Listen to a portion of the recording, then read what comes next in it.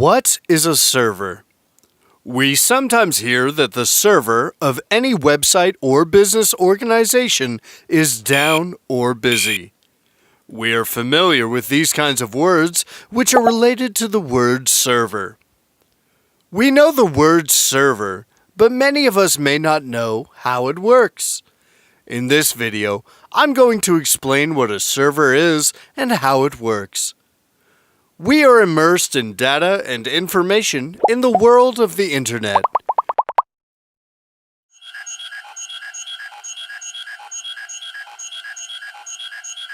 Every day we use millions of data. Here the question must be raised, who serves those data to us? Who is the manager of our requested information?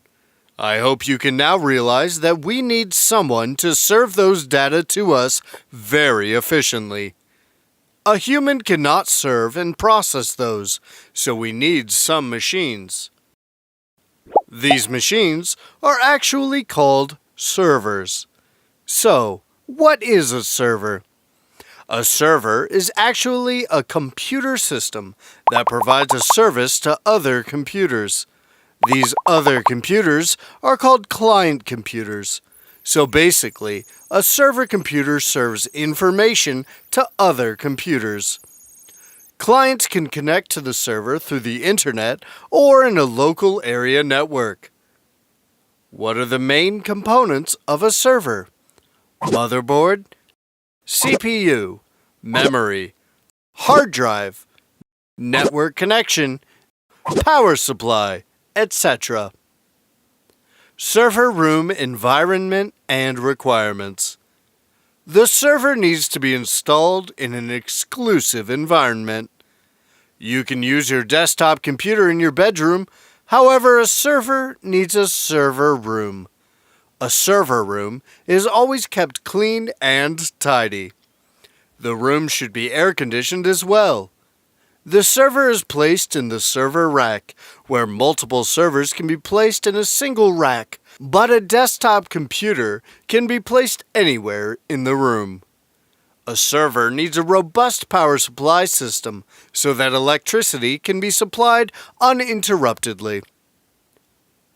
How does a server work?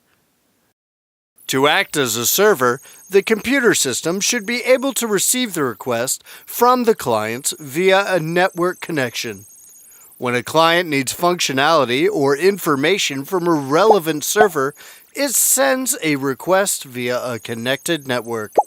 Upon receiving this request, the server provides the requested information. That's how a client and a server can communicate with each other.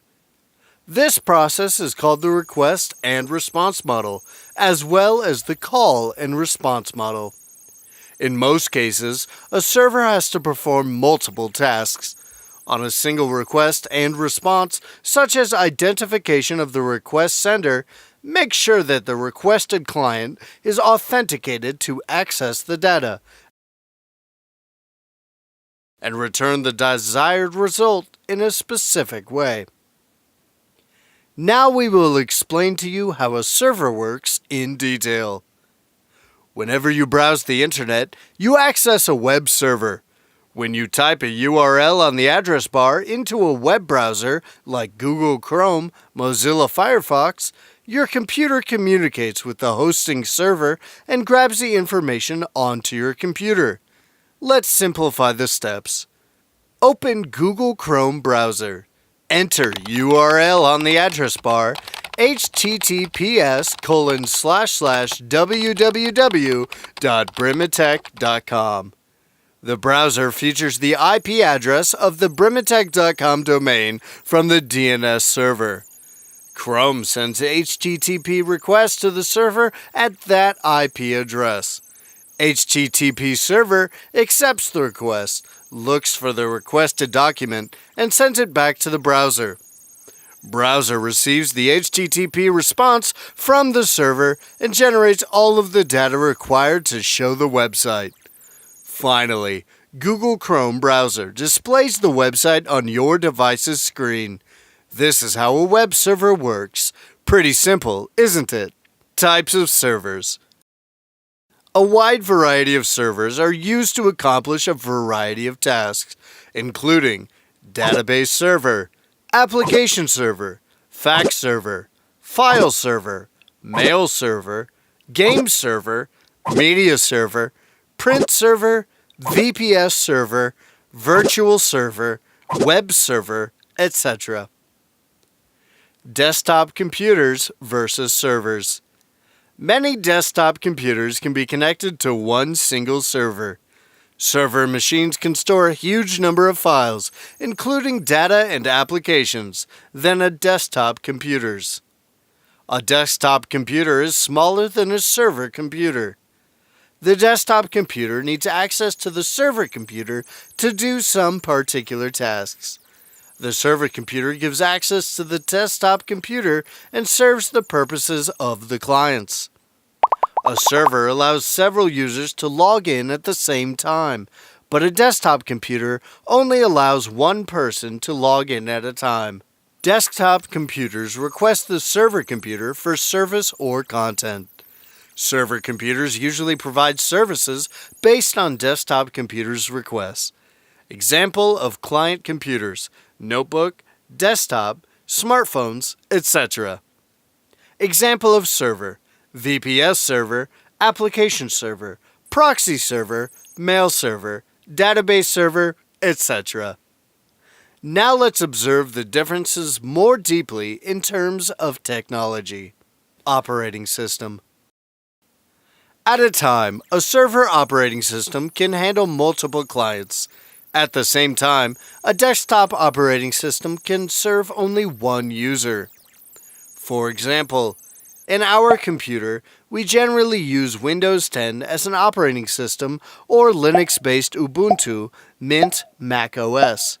But for the server computer, Microsoft has brought Windows Server 2012/2016 or other versions. Linux has some unique versions without a graphical interface. Server hardware. The server computer is usually a high-capacity computer with extensive and advanced hardware settings. On the contrary, the client computer has basic and minimum hardware configuration. Cost.